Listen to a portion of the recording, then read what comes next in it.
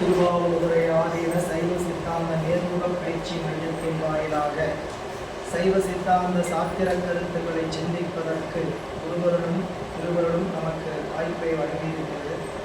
அந்த வகையில் குருவருடைய மனம் மொழி மேகலால் வணங்கி அடியேனை சென்னையில் ஆற்றுப்படுத்திய ஆசிரியர் பெருமக்களின் திருவடிகளையும் அருட்குருநாதர் ஐயா அவர்களின் திருவடிகளையும் மனம் மொழி மேகலால் வணங்கி இந்த அருமையானது ஒரு வாய்ப்பை நமக்கு வழங்கி இருக்கக்கூடிய திருவாவூரை திருக்கைலாய பரம்பரை சைலாதி மரபுடையோன் என்கின்ற வகையில் கைகண்ட சந்தானம் என்கின்ற நிலையில் நமச்சிவாயர் என்று சொல்லக்கூடிய குருமூர்த்திகளுடைய திருவடிகளை நமச்சிவாய மூர்த்திகளுடைய திருவடிகளை வணங்கி மகிழ்ந்து இன்றைய நாளில் ஞான செங்கோல் ஓச்சுகின்ற குருமகா சன்னிதானம் அவரின் திருவடிகளையும் திசை நோக்கி வணங்கி மகிழ்ந்து வாழ்த்தி இந்த வாய்ப்பை சிந்திக்க எழுந்தொழி இருக்கக்கூடிய அத்தனை அன்பர் பெருமக்களின் திருவடி தாமரைகளுக்கும் பணிவான வணக்கங்களை உரித்தாக்கி இன்றைய சிந்தனையை நாம் சிந்திக்க முற்படலாம். அன்பர்களே, நாம் சிவஞான போதம் என்கின்ற இந்த ஞான நூலினை சிந்தித்துக் கொண்டிருந்தோம். சென்ற வகுப்பு வரை 5ஆம் நூற்பாக நிறைவு செய்யப்பட்டு 6ஆம் நூற்பாக நம்ம தொடங்கி இருக்கிறோம். சிவஞான போதம் சைவ ஆகமங்களில் சொல்லக்கூடிய சிவாகமங்களை பற்றிய ஆராய்ச்சி நூல் என்று இதை பார்த்தோம். எதை பற்றிய ஆராய்ச்சி அப்படிங்கும்போது சரியை, கிரியை, யோகம், ஞானம் என்று சொல்லக்கூடிய 4 பாதங்களில் ஞானபாதத்தில் செய்கின்ற ஆராய்ச்சி. அந்த ஞானபாதத்தில் சொல்லப்பட்டிருக்கக்கூடிய பொருள்கள் 3 பொருள், முப்பொருள், சரியை, பதி, பசு, பாசம் என்று சொல்லக்கூடிய 3 பொருள்கள். இந்த 3 பொருளை பற்றி ஆராய்ச்சி. ஆராய்ச்சினா முதல்ல அந்த பொருள் இருக்கா அப்படின்னு தெரியணும். அந்த பொருள் உண்டுங்கிறத முதல் 3 நூற்பாக்களில் நிறுவுகிறார். பதி உண்டு, பாசம் உண்டு, பசு உண்டு என்று முதல் 3 நூற்பாக்களில் நிறுவுகிறார். அப்போ இந்த சிவஞான போதம் 12 நூற்பாக்களை உடையது என்று பார்த்தோம். இதற்கு ஒரு சிறப்பு பாயிரம் நூலை உள்ளே புகுந்து படிக்கும்போது நமக்கு இந்த நூலின் மீது நாட்டம் வர வேண்டும், ஊக்கம் வர வேண்டும் என்பதற்காக இந்த நூலை யார் படிக்கலாம், இந்த நூலை படிப்பதனால் நமக்கு என்ன பயன் என்பதை பற்றியெல்லாம் அதில் ஒரு 8 வினாக்கள் எழுப்பி சிறப்பு பாயிரத்தை படித்தோம். மலர்ந்தலை உலகில் மாயிரு துணிய பலர்புகழ் ஞாயிறு படரின் அல்லதை காண்கள் செல்லா கண்போல் அப்படின்னு பாடலை படித்தோம். அதுக்கப்புறம் இந்த நூல் நல்ல முறையில் நிறைவேறணும், கற்கக்கூடிய மாணவர்களுக்கு இந்த நூல் விளங்கி தோன்ற வேண்டும் என்பதற்காக மெய்கண்ட தேவநாயனார் கொல்லாப்பிள்ளையாரினுடைய அருளை வேண்டி அதன் வாயிலாக சிவபெருமானுடைய திருவருளை பெற்றிருக்கக்கூடிய நிலையில் நமக்கெல்லாம் இந்த ஞானம் விளங்க வேண்டும் என்பதற்காக மங்கள வாழ்த்து கல்லாள் நிலமலை வெள்ளாருடைய பொல்லாரடி மலர் நல்லார் உடைவரை. அதுக்கப்புறம் நூலுக்கு அவையடக்கம். அவையடக்கத்தில் இந்த நூல் அறியாமையினால் ஆசையினால் செய்கிறோம். இந்த நூல் கற்க வேண்டிய நிலையில் இந்த நூலை கேட்பவர்கள் என்னுடைய அறியாமை குறையாக எடுத்துக்க மாட்டாங்க. இறைவனை உணர்ந்தவர்கள் தன்னை உணர்ந்தவர்கள் தலைவனை உணர்வார்கள், தலைவனை உணர்ந்தவர்கள் நூலை உணர்வாங்க. மற்றவங்களாம் இந்த நூலை பற்றி தெரிஞ்சுக்க மாட்டாங்க. அவளை பற்றிலாம் பேச்சில் இந்த பாட்டை அவையடக்கம் படித்தோம்.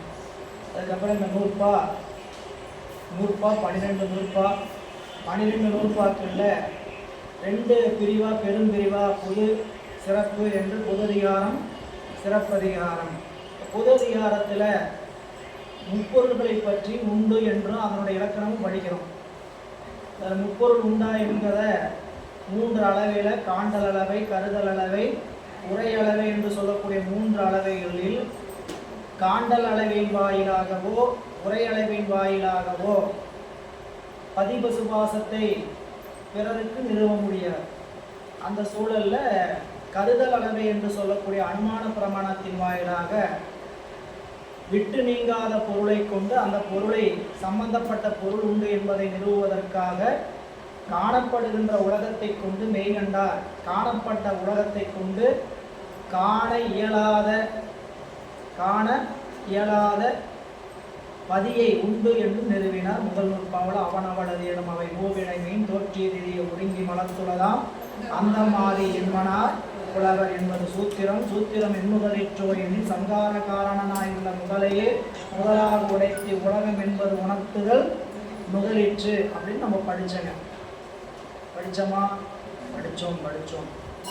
அந்த நூற்பாவை படித்து முடித்து பதி உண்டுன்னு தெரிஞ்சால் இந்த பதி என்ன செய்கிறார், இந்த உலகத்துக்கு அவர்னால் என்ன பயன், யாரோட அப்படி இருந்து இந்த பதி யாருக்காக இந்த உலகை இயக்குகிறார் அப்படின்னு சொல்லும்போது அது ரெண்டாவது நூற்பா ஏன் தோன்றி ரெண்டாவது நூற்பாவை ஏன் பாசத்தை சொல்ல வந்தார்னு சொல்லும்போது என்ன சொன்னாருங்க?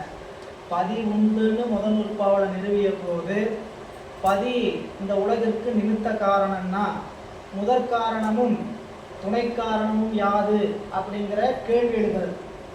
இந்த உலகம் காரிய பிரபஞ்சம். இந்த உலகம் காரிய பிரபஞ்சம். காரிய பொருளுக்கு ஒரு காரணம் வேண்டும். அந்த காரணம் 3 நிலையில் நிற்கும். அந்த 3 காரணம் முதற் காரணம், துணை காரணம், நிமித்த காரணம். முதற் காரணம் என்பது அந்த காரண பொருள் இல்லாமல் அந்த காரியம் தோன்றாது. அப்படிப்பட்ட பொருள் தான் முதற் காரணம். துணை காரணம் என்பது அந்த முதற் காரணத்திற்கு உருவாவதற்கு துணை செய்கின்ற காரணம் துணை காரணம்.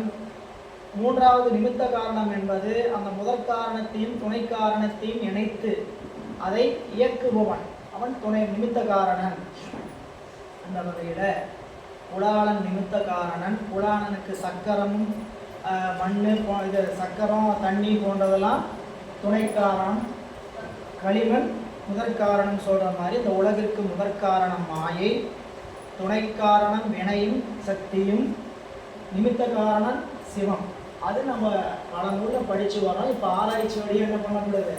முதல் நூற்பாவில் முதற்காரணம் துணை காரணம் யாதுன்னு கேள்வி எழுதுறது. நிமித்த காரணம் சொல்லியாச்சு. கடவுள் உண்டு எப்படி சொன்னீங்க?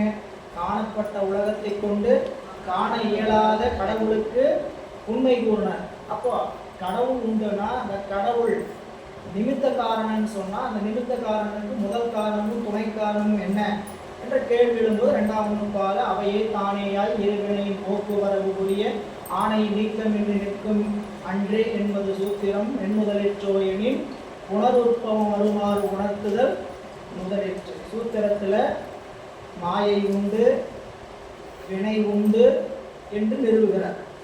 முதல் நூற்பாவில் இறைவன் உண்டு, ஆணவ மலம் உண்டு என்பதை முதல் நூற்பாவிலே நிறுவுகிறார். ரெண்டாவது பாசத்தில் மீத இருக்கக்கூடிய மாயை உண்டு, கண்மம் உண்டு என்பதை ரெண்டாம் நூற்பாவில் நிறுவுகிறார். அப்போ ரெண்டாம் நூற்பா முடிச்சதுக்கப்புறம் இந்த மூன்றாவது பொருளாக இருக்கக்கூடிய உயிர் என்ற ஒன்று உண்டா அப்படிங்கிற கேள்வி எழும்போது உயிரை பற்றிய எழுச்சி, அதாவது உயிரை பற்றிய சிந்தனை எல்லாருக்குமே உண்டு. உயிர் இருக்குதுனாலும் எது உயிர் என்பதில் தான் எல்லாருக்கும் ஆராய்ச்சி. அதுக்கு மூணாம் நூற்பாவில் இளது எண்டலின் ஆன்மா உளது, உலது இளது எண்டனி எனது உடல் எண்ணில் ஐம்புலம் ஒடுக்கமறினில் கண்படி குண்டி வினையின்மையில் உணர்த்த உணர்தலில் நாயா எந்திர தனவில் ஆன்மா என்பது சூத்திரம். எண்ணுதலிற்றோ எனின் ஆன்ம பிரகாசம் உணர்த்துதல் முதலிற்று அப்படின்ட்டு இளது என்றலின் ஆன்மா உளது, எனது உடல் என்றலின் அவற்றின் வேறாக ஆன்மா உளது, ஐம்புலனை அறிவதில் உளது ஆகலின் அவற்றின் ஆன்மா உளது, ஒடுக்கத்தை உறக்கத்திலும் அறிகின்ற பொருள் இருப்பதனால ஒடுக்கம் அறிதலின் ஆன்மா அவற்றின் வேறாக உண்டு. ஆன்மா என்பது பிராணவாயு கண்படி உண்டி வினையின்மையில் அந்த ஆன்மா பிராணவாயு ஆன்மா அல்லன் ஐந்தாவது. ஆறாவது பிரம்மப்பொருளை ஆன்மான்னு சொன்னதுக்கு பிரம்மப்பொருள் ஆன்மா இல்லை, உணர்த்த உணர்தலின் எது உணர்த்த உணர்தல் இருக்கிறதுனால ஆன்மா என்பது உணர்த்த உணர்வது, பிரம்மப்பொருள் தானாக உணர்வது. எனவே அவற்றின் வேறாக ஆன்மா என்பது உணர்த்த உணர்தலின் உலது ஆன்மா அப்படின்னாரு. ஏழாவது இந்த கூட்டமெல்லாம் சேர்ந்த சமுதாய ஆன்மவாதிகள் சமுதாயமே ஆன்மான்னு சொன்னாங்க. அந்த சமுதாயத்தின் வேறாக மாயா இயந்திர தனுவில் ஆன்மா உலது. முதல் மூணு நூற்பா பிரமாண இயல்கிற வகையில் பதி உண்டு பிரமாணம் சொன்னார், பாசம் உண்டு பிரமாணம் சொன்னார். மூன்றாம் நூற்பாவில் பசு உண்டு பிரமாணம் சொன்னார். இனி அடுத்தது பிரமாணத்தின் வாயிலாக ஒரு பொருளை உண்டு நிறுவலாம், இலக்கணத்தின் வாயிலாக ஒரு பொருளை உண்டுன்னு நிறுவலாம். சரிங்களா? ஒரு பொருள் இருக்குதுன்னு எப்படி நிறுவலாம்? ரெண்டு வகை நிறுவலாம். பிரமாணத்தின் வாயிலாகவும் நிறுவலாம், அதாவது பார்த்து கேட்டு அறிந்து எப்படி வேணால் ஒரு பொருளை உண்டு நிறுவலாம். ஆனால் அந்த பொருளினுடைய குணத்தை இலக்கணத்தை தெரிந்து கொண்டு அதன் வாயிலாக ஒரு பொருளை உண்டுன்ட்டு நிறுவலாம். இப்போ ஏற்கனவே 3 பொருள் உண்டு நிறுவியாச்சு. நீ அடுத்தது மூணு மூணு நூற்பாடு என்ன சொல்ல போறாருன்னு கேட்டீங்கன்னா, இலக்கணத்தின் வாயிலாக அந்த பொருள் உண்டுன்னு வலியுறுத்துகிறார். சரிங்களா? தண்ணீர் பார்த்தோன்னா தண்ணீர் தெரியுது இல்லை, காட்சி அளவை. அது என்னது? காட்சி அளவை. அது தண்ணியா, பெட்ரோலா, வேற ஏதாவது ஆசிட்டா, அல்லது ப்ளீச்சிங், இந்த ப்ளீச்சிங் வாட்டர் சொல்லுவோம், ஏதோ தண்ணி. இந்த தண்ணி இருக்குன்னு வச்சுங்க, பாட்டில் தெரியுது, கண்ணாடி பாட்டில் தெரியுது, இங்கேருந்து பார்த்தா தண்ணி நினச்சிக்கிறோம், அது பிரமாணம். ஆனால் அது உண்டுங்கிறது இலக்கணத்தின் வாயிலாக என்ன பண்ண போனோம், உறுதி செய்யணும். தண்ணி தான் அப்படிங்கிறது என்ன பண்ணணும், குடிச்சா தான் தெரியுது. அப்போது அதோட குளிர்ச்சி, அதோடைய சுவை, இதெல்லாம் வச்சு என்ன பண்ணுறோம், தண்ணீர் உண்டு. அப்போ இலக்கணத்தின் வாயிலாக மூன்று பொருளையும் உண்டுன்னு வலியுறுத்துவதோட அந்தந்த பொருளுக்கு இலக்கணம் என்னன்னு சொல்றாரு. அதனால நான் 3வது நூற்பாவுக்கும் 4வது நூற்பாவுக்கும் கூட்டுவில் கோல் பொருள். 3வது நூற்பாவும் 4வது நூற்பாவும் எப்படி சம்பந்தப்பட்டிருக்குது? கூட்டுவில் அப்படின்னதுங்க, வில்லுல நான் 2 பக்கம் கூட்டப்பட்டா எப்படி இருக்குமோ அது போல கூட்டுவில் கோல். அந்த நூற்பாவும் இந்த நூற்பாவும் சம்பந்தமுடையது அப்படிங்கிறதுக்கு மேலிட்டார் என்ன சொன்னாருங்க, அந்த கரணம் அவற்றின் ஒன்றென்று அவை சந்தித்து தானமா சகசமனத்தும் வராது அமைச்சரசைப்ப நின்று அஞ்சவர் கேட்டு என்பது சூத்திரம் எண்ணுதலிற்றோ எனில் அதுவும் இதுவும் அது. இங்க இருக்கிற பொருள் மேல சொல்லுவாங்க. மேல ஆன்ம பிரகாசம்னு சொன்னது ஆன்மா உண்டுன்னு வச்சுக்கணும். இங்க ஆன்ம பிரகாசம் தெரிவிச்சுக்கணும். ஆன்மாவினுடைய இலக்கணம், அந்த ஆன்மாவினுடைய விளக்கம், பிரமாணம், ஆன்மாவின் உண்மை.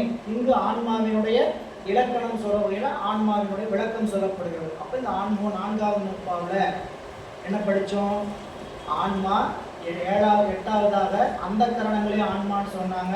அந்த கரணங்களும் ஆன்மாவுக்கு கருவிகளே என்று சொல்லி, இந்த அந்த கரணம் மட்டுமல்ல, வித்யா தத்துவங்கள் உள் அந்த கரணங்களும் ஆன்மா அல்ல. இவையெல்லாம் ஆன்மாவுக்கு மிக அருகாமையிலிருந்து அறிவை கொடுப்பதனால சில நேரத்தில் அரசனுக்கு துணையாக இருக்கிற அமைச்சரே நம்ம என்னன்னு சொல்லிடுறோம், அரசன் சொல்லுவது போல. அதனால இந்த ஆன்மா, இந்த அந்த கரணங்களெல்லாம் என்னன்னு சொல்றோம், ஆன்மான்னு சொல்லுன்னு வழக்க வச்சிருக்கிறோம். அதுக்கு அந்த கரணம் அவற்றின் ஒன்றென்று, அவற்றின் அவை ஆன்மா சந்தித்தது. ஏன் அந்த கரணங்களோட இறைவன் கூட்டினார் அப்படின்னா, ஆன்மாவுக்கு இயல்பிலேயே அறிவு விளங்காமல் இருந்தனால, அறிவு விளங்குவதற்கு ஒரு அரசன் முன்னறிவாக இல்லாத போது முன்னறிவுடைய அமைச்சனை துணை கொண்டு அரச காரியம் செய்வதைப் போல இந்த ஆன்மா கருவிகரணங்களை கொண்டு விடயங்களை அறிந்தது. அப்போ இந்த ஆன்மா அந்த கரணங்கள் அவை அல்ல.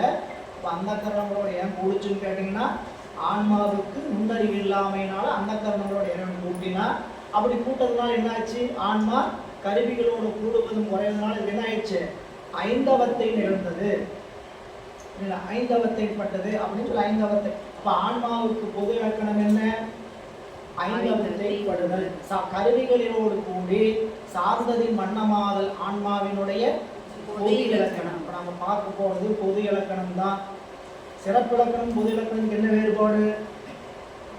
பொது இலக்கணம்னா ஒரு பொருள் தன்னிலையில இருந்து வேற பொருளோட கூடுச்சுன்னா அந்த பொருளுக்கு மாறுபாடு அடைவதற்கு பேர், அந்த பொருளுக்கு பேரு பொது இலக்கணம். தன்னிலையில இருந்துச்சுன்னா அந்த பொருளுக்கு பேரு சிறப்பு இலக்கணம். நம்ம உதாரணம் தண்ணீர் வெந்நீர்னு பார்த்தோம். தண்ணீர் குளிர்ச்சி, தண்ணீர் அது சிறப்பு இலக்கணம். தண்ணீர் நெருப்போட கூடுச்சு, அது சூடு, சுடுநீர், வெந்நீர், அப்போ அதுக்கு பொது இலக்கணம். அப்போ ஆன்மா கருவிகளோடு கூடி ஐந்தவத்தை படுதல் ஆன்மாவுக்கு இலக்கணம். அப்ப ஆன்மா எது அப்படிங்கும் போது, ஆன்மா எதுன்னு கேள்வி வரும் இல்லையா, எது ஆன்மா, அது 7ஆம் நூற்பாடு சொல்லுவோம். இங்க பொதுவா சொல்லியிருக்கிறாரு, கருவிகளோட கூடி அறிகின்ற பொருள் எதுவோ அதுவே ஆன்மா, ஐந்தவத்தை உருகின்ற பொருள் எதுவோ அதுவே ஆன்மா. இது அப்படி சொன்ன உடனே பசுவை சொல்லியாச்சு. அடுத்து பாச இலக்கணங்கிற வகையில 5ஆம் நூற்பாவில் ஏற்கனவே பாசத்திற்கான இலக்கணத்தை 2ஆம் நூற்பாவிலேயே நமக்கு காட்டியதார். 2ஆம் நூற்பாவில் வினை உண்டு, மாயை உண்டுன்னு சொன்னது மட்டும் இல்லை, அந்த மாயைக்கும் வினைக்கும் எங்கே இலக்கணம் சொல்லிடுறாரு, 2ஆம் நூற்பாவிலேயே நமக்கு விளக்கம் சொல்லிடுறார். அதனால இந்த 5ஆம் நூற்பாவில் அந்த மாயை கண்மத்தை இயக்குகின்ற திரோதான சக்திக்கு இலக்கணம் சொல்றார். சரிங்களா? அந்த திரோதான சக்தி 5ஆம் நூற்பா சொல்லும்போது விளம்பிய உள்ளத்து மெய்வாய் கண்மூக்கு அளந்தறிந்தறியா ஆங்கவை போல தாம் தம் உணர்வின் தமியருள் காந்தம் கண்ட பசாசத்து அவையே என்பது சூத்திரம் எண்ணுதலிற்றோ எனின் இவ்வான்மாக்களுக்கு தமது முதல் உபகாரம் உணர்த்துதல் முதலிற்று. இந்த ஆன்மாக்களுக்கு இறைவன் செய்கின்ற உபகாரம் காட்டும் உபகாரத்தை சொல்லுகின்ற பகுதி இந்த 5ஆம் நூற்பா. எனவே இந்த 5ஆம் நூற்பால் என்ன படித்தோம்? காட்டும் உபகாரம். அந்த காட்டும் உபகாரம் என்னன்னு கேட்டீங்கன்னா, இந்த ஐம்பொறிகள் இல்லாது இந்த உயிரும் அறியாது. உயிர் வந்து ஐம்பொறிகள் இல்லாது உயிரும் அறியாது. ஐம்பொறிகள் இல்லாம உயிரும் அறியாது. உயிரை அன்றி ஐம்பொறிகளும் தானா அறியாது. விளம்பிய உள்ளத்து மெய்வாய் கண்மூக்கு அளந்தறிந்து அறியா. அவை ஒவ்வொன்றையும் இந்த பொருள் இந்த பொருள் இந்த பொருள் என்று அளந்து அறிஞ்சாலும் அளக்கின்ற தன்னையும் அறியாது, தன்னை செலுத்துகின்ற உயிரையும் அறியாது. அதுபோல ஆங்கவை போல் அதுபோல தாம் தம் உணர்வின் தமியருள் தன்னுடைய உணர்வுக்கு உணர்வாக இருக்கக்கூடிய திருவருள் திரோதான சக்தி அந்த உபகாரத்தை இந்த உயிரும் அறியாது. உயிர் தன்னையும் அறியாது, தன்னை செலுத்தி நிற்கின்ற தலைவனையும் அறியாது என்று ஒரு முதல்வனுடைய உபகாரத்தை 5ஆம் நூற்பாவில் சொன்னார். இனி மீதம் இருக்க எஞ்சி இருப்பது 6ஆம் நூற்பாவில் பதிக்கான இலக்கணம் சொல்லணும். அப்போ நம்ம பதிக்கான இலக்கணம் தான் பார்க்க தொடங்கணும். நடந்த நூற்குள்ள பதிக்கான இலக்கணம் தான் பார்க்க தொடங்கணும். இப்போ பதியினுடைய இலக்கணம் என்ன சொல்லப்படுது? போன நூற்பாவில், அதாவது நம்ம கடந்த 2 நூற்பாவிலேயே பதியினுடைய இலக்கணத்தை என்ன பண்ணியிருக்கிறோம்? பார்த்துருக்கிறோம். எங்கே பார்த்துருக்கிறோம்? பதிக்கு இலக்கணம் எங்கெங்கெல்லாம் சொல்லப்பட்டது?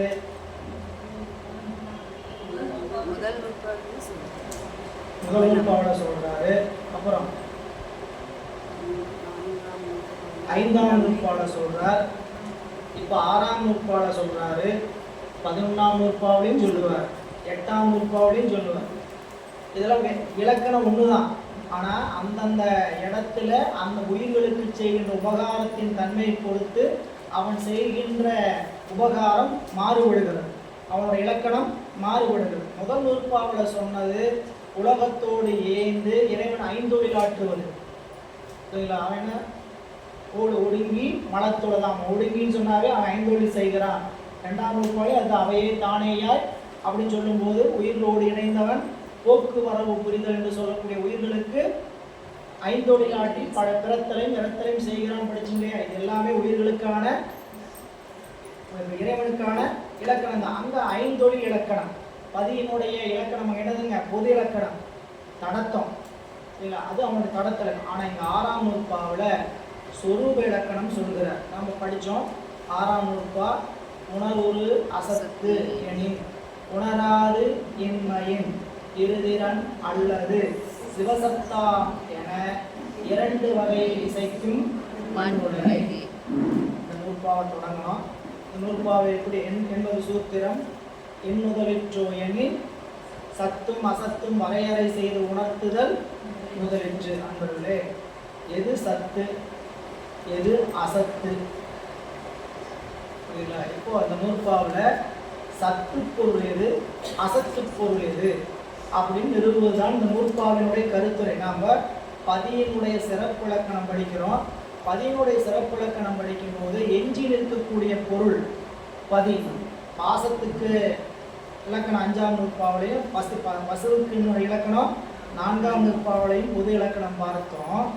அதனுடைய சிறப்பிலக்கணம், அதாவது அடுத்து எஞ்சி இருக்கக்கூடிய 6ஆம் நூற்பா பதியினுடைய சிறப்பிலக்கணம் ஏழுங்கிறதுக்கு பாருங்க. இந்த நூற்பாவை சொல்லுகின்ற இடத்துல பக்கம் எண் 154 இக்கருத்துரையின் பொருள் முதல் 5 நூற்பாக்களில் கூறப்பட்ட பதிவு சுவாசம் என்னும் 3 பொருள்களில் என்றும் ஒரு தன்மையாய் நிற்கும் சத்து பொருள் எது என்பதை வரையறுத்து, என்றும் ஒரு தன்மையாய் இருக்கும் சத்து பொருள் எது, அத்தன்மையின்றி மாறுபாடடையும் சத்து பொருள் எது என்பதை வரையறுத்து கூறுவது இந்நூற்பாவின் கருத்தாகும். அப்போ இந்த நூற்பாவுக்கு என்ன கோணம்? முந்தைய 5ஆம் நூற்பாவுக்கு இந்த நூற்பாவுக்கு என்ன தொடர்பு அப்படின்னு பார்த்தீங்கன்னா, போன நூற்பாவில் முந்தைய நூற்பாவில் பதியினுடைய பொது இயல்பதை கூறுவதை அறிந்தோம். 5ஆம் நூற்பாவளில் பதியினுடைய பொது இயல்பு சொல்லப்படுது. திருவதான சக்தியின் வாயிலாக உலகத்தை இயக்குவது என்னதுங்க? பதியினுடைய பொது இயல்பு. அப்ப அந்த பார்த்ததுல இந்த நூற்பா ஆன்மாவினுடைய, அதாவது பதியினுடைய சிறப்பு இயல்பை கூறுதுன்னு சொல்றார். இது இன்னொரு தொடர்பை சொல்றார். நூலாசிரியர் சொல்லும்போது, முந்தைய நூற்பாவில் உயிர் தன்னுள் நின்று உணர்த்தி வரும் இறைவனை அறியாது என கூறியதனால் உயிர் எவ்வாற்றாலும் அவனை அறிய முடியாதோ என்னும் ஐயம் மாணவருக்கு எழலாம். ஐயத்தினை நீக்கி அவனை ஒரு வகையால் உணரலாம் எனும் இந்நூற்பாவில் உரைக்கின்றார் ஆசிரியர் என்று இந்த நூற்பா நூலுக்குள்ள வந்துட்டீங்கன்னா, மேலும் சத்தின் இலக்கணமும் அசத்தின் இலக்கணமும் உணர்த்துவதன் மூலம் அடுத்து உண்மை அதிகாரத்துக்கு தோற்றுவாய் செய்யும் முறையில் இலக்கையிலேயே கூற வேண்டியதால் எஞ்சி நின்ற இறைவனுக்கு இலக்கணம் கூறுகிறது. முதல்ல சத்து அசத்து அப்படின்னு சொல்லக்கூடிய நிலையில சொன்னார். அடுத்தது சத்தின் இலக்கணமும் அசத்தின் இலக்கணமும் சொல்றது மூலம் அடுத்த உண்மை அதிகாரத்துக்கு தோற்றுவாய் செய்கிறார். எப்படி தோற்றுவாய் செய்கிறார் அப்படின்னா, இப்ப சத்து இறைவன் மட்டும்தான் சத்து பொருளா? இறைவன் மட்டும்தான் சத்தா? மூன்று பொருளுமே சத்து தானே. பதி பசு பாசம் என்று சொல்லக்கூடிய மூன்று பொருளையும் சத்து தானே. அப்ப நூற்பாவில் என்ன சொல்ல வராதுன்னு கேட்டீங்கன்னா, பதி என்றும் ஒரே தன்மையுடைய சத்து, பாசமும் பசுவும் மாறுபாடு அடையக்கூடிய சத்து. எனவே அதை வரையறை செஞ்சாதான் பயனாளி யாரு, பயனை கொடுப்பவர் யாருன்னு தெரியும். பயன் பெறுபவன் யாரு, பயன் கொடுப்பவர் யாருன்னு எப்ப தெரியும் கேட்டீங்கன்னா, எப்பயும் ஒரு தன்மையா இருக்கக்கூடிய ஒருத்தர், மாறுபாடே அடைந்து கொண்டிருக்கக்கூடிய ஒருத்தர் அப்படின்னு சொல்றதுல எப்பயும் ஒரே தன்மையா இருக்கிறவராலதான் மாறுபாடுடைய தன்மையுடையதுக்கு என்ன பண்ண முடியும்? உதவ முடியும், பயனை தர முடியும். எனவே அந்த வகையில கீழே சொல்ற 2ஆம் நூற்பாவில் உயிர்களோடு ஒன்றாய் வேறாய் உடனாய் இறைவன் நிற்கும் பொது இயல்பை கூறி, 2ஆம் நூற்பாவில் இறைவன் உயிர்களோடு ஒன்றாய் வேறாய் உடனாய் நிற்கும் பொது இயல்பு கூறி, இந்நூற்பாவில் இறைவனின் சித்து சத்தாகிய சிறப்பிலக்கணம் கூறுகின்றார். நீங்க அதை ஒரு பகுதியில் எழுதிக்கீங்க. 2ஆம் நூற்பாவில்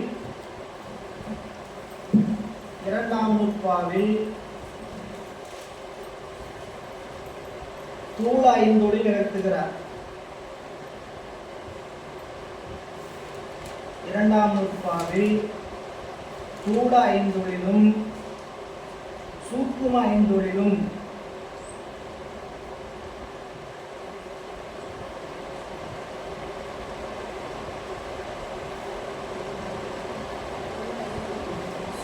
இரண்டாம் நூற்பாவில் இறைவன் செய்கின்ற ஐந்தொழில் தூள ஐந்தொழிலும் சூக்கும ஐந்தொழிலும்.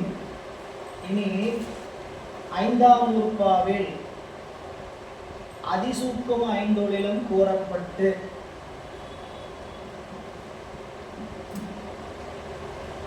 நாம தான் என்ன அந்த நூற்பாவில் எது தூள ஐந்தொழில் எது சூக்கும ஐந்தொழில் அப்படின்னு பார்க்கணும்.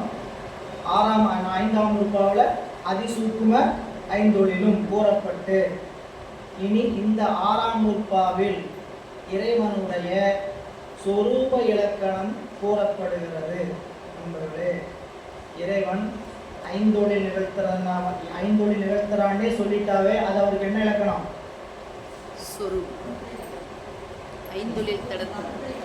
கடத்த இலக்கணம்.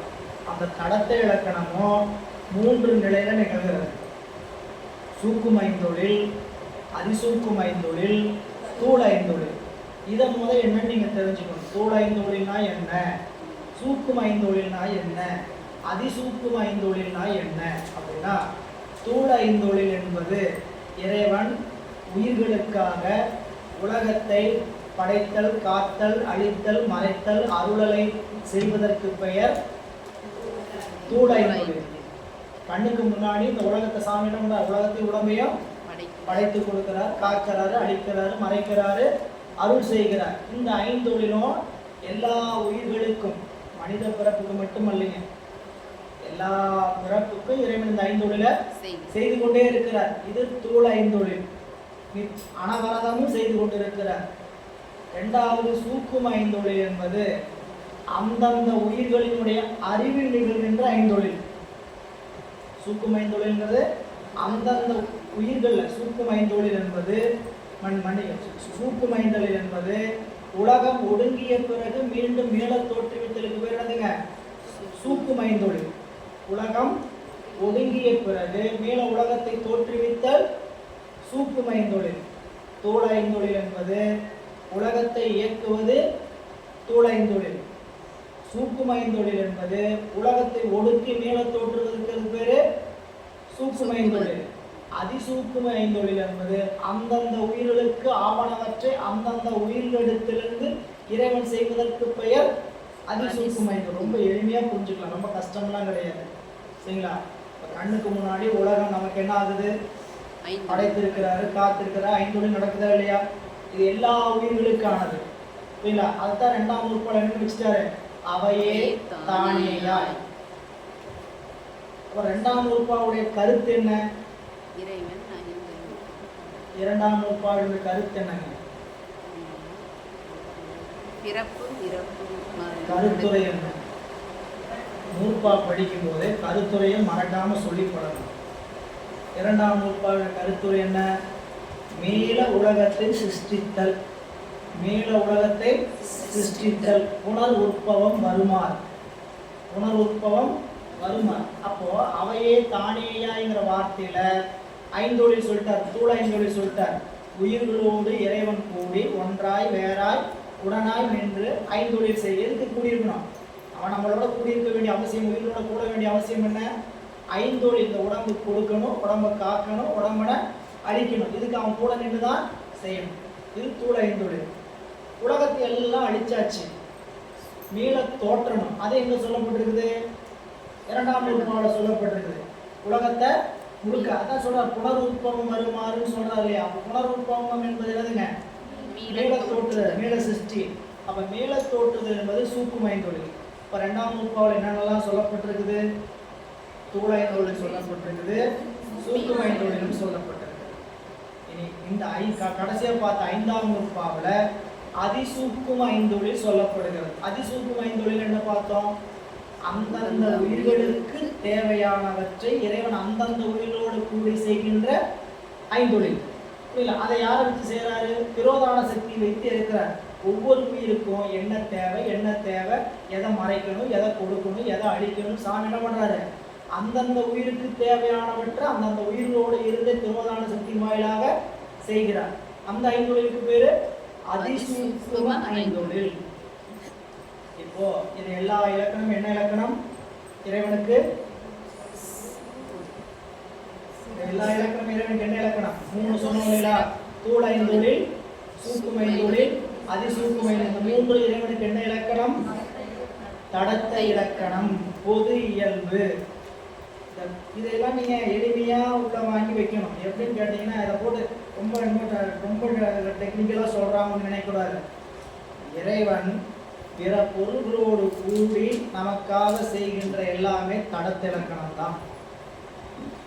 எந்த பொருளா இருந்தாலும் பொது இலக்கணம் என்ன? பிற பொருளோடு கூடி இருந்தா அதுக்கு பேரு பொது இலக்கணம். இப்ப இறைவன் உயிர்களோடு கூடி தூள ஐந்தொழில் செய்யறான்னு அது இலக்கணம், தடத்த இலக்கணம். இறைவன் உலகத்திலையும் ஒடுங்கின உலகத்தை மீள படைப்பான்னு சொன்னா அது என்ன இலக்கணம்? சூக்கும ஐந்தொழில், அது தடத்த இலக்கணம். இறைவன் அந்தந்த உயிர்களுக்கு தேவையான அந்தந்த உயிரோடு இருந்து கொடு ஆக்குவான் படைப்பான் அப்படின்னு சொன்னா என்ன அர்த்தம்? அது சூக்குமம், அதுவும் என்னது? தடத்த இலக்கணம். இப்ப இந்த வகையில இரண்டாம் நூற்பாவிலையும் ஐந்தாம் நூற்பாவிலையும் ஒரு வகாறு இலக்கணம் தடத்த இலக்கம் பார்க்கப்பட்டது. இனி இந்த நூற்பா ஆறாம் நூற்பாவில பார்க்க இருக்கின்ற இலக்கணத்துக்கு பேரு சொருப இலக்கணம். இறைவன் தன்னிலையில் எப்படி இருப்பார்? இறைவன் எப்படி இருப்பான்னு தெரிஞ்சுக்கணும்னு ஆசையா இருக்குமா இருக்காதா? அவர் எப்படி இருப்பாரு, என்ன பண்றாரு, எங்க இருப்பாரு, நாம பார்க்கலாமா, பார்க்க முடியாதா எப்படின்னு எத்தனை பேருக்கு கேள்வி. சாமி பார்க்க முடியாதுங்களா, நமக்கு தெரிய மாட்டாரா அப்படின்னு எத்தனையோ கேள்விகள்லாம் எழும். சரிங்களா? அதுக்கு விடை சொல்கின்ற பகுதி இந்த 6ஆம் நூற்பா. அவனை எப்படிப்பட்ட பொருள் நினைக்க கூடாது? உணர்வுறு எனின் அசத்து. நீங்க அவனை அறிவேன்னு சொன்னீங்கன்னா என்ன ஆயிடும்? அசத்து பொருளா போயிடும், அழிந்து போற, அதாவது நிலையில்லாத பொருளா போயிடுவான். இல்லைங்க, அவனை அறியவே முடியாதுன்னு சொன்னீங்கன்னா சூனிய பொருள். உணர்வுறு எனின்னு சொன்னா அசத்து, உணராதுன்னு சொன்னீங்கன்னா இன்மை, இல்லாத பொருள், மேற்கொண்டு போல இல்லாத பொருள். அதான் நூற்பால சொல்றாரு, உணர்வுறு எனின் அசத்து, உணராது எனின் இன்மை. அப்ப என்னதாவையா சொல்றீங்க அப்படின்னா மெய்கண்டார் சொல்றாரு, இரு திறன் அல்லது, இந்த 2 திறனும் அல்லாது. எந்த 2 திறனும் அல்லாது? சத்தும் அல்லாது அசத்தும் அல்லாது, இருதிறன் அல்லது சிவசத்தாம் என. அப்படி இந்த இருதிறன் அல்லது அப்படின்னா என்ன கேட்டீங்கன்னா, உருவாற்றான் உணரா முடியாது, உருவாற்றான் உணர முடியும். அப்படிதான் இரு திறன். அங்க இருதிறன் என்பது என்னன்னு கேட்டீங்கன்னா, இறைவனை எப்படி மேல என்ன சொன்னாரு? உணர முடியும்னு சொன்னீங்கன்னா அசத்து பொருளாயிடுவாரு, உணரவே முடியாதுன்னு சொன்னீங்கன்னா சூனிய பொருளாயிடுவார். இந்த 2 திறனும் இல்லாதன்னா ஒருவாறு உணரப்படுவான், ஒருவாறு உணரப்பட மாட்டான். எப்படி ஒருவாறு உணரப்படுவான் அப்படின்னு கேட்டா, அவன் அருளால் அவன் உணரப்படுவான். கருவிகளின் அறிவினால் அவன் என்ன ஆக மாட்டான்? உணர முடியாது. எனவே ஒருவாற்றால் உணர முடியாமையும் ஒருவாற்றால் உணர்தலும் ஆகிய இரு திறன் அல்லது சிவசத்தாம் என. அவனை எப்படி உணரலாம்? சிவசத்தாக உணரலாம். சிவசத்தாம் என 2 வகையில் இசைக்கும் மண் உலகே. நூற்பாவினுடைய பொருள் பாருங்க, 155வது பக்கம்.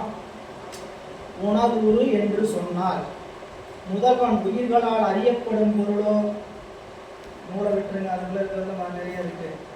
இறைவன் உயிர்களால் அறியப்படும் பொருளோ அறியப்படாத பொருளோ என்னும் வினாவிற்கு விடையாக அறியப்படும் பொருள் என கூறினால், அறியப்படும் பொருள் 2ஆம் அதிகாரம் வரைக்கும் பார்த்தாச்சா? சரி, 2ஆம் அதிகாரம் பார்த்தாச்சா? சரி, புதுசா சொல்ற மாதிரி தானே கேட்டுருக்கீங்க. பரவாயில்ல.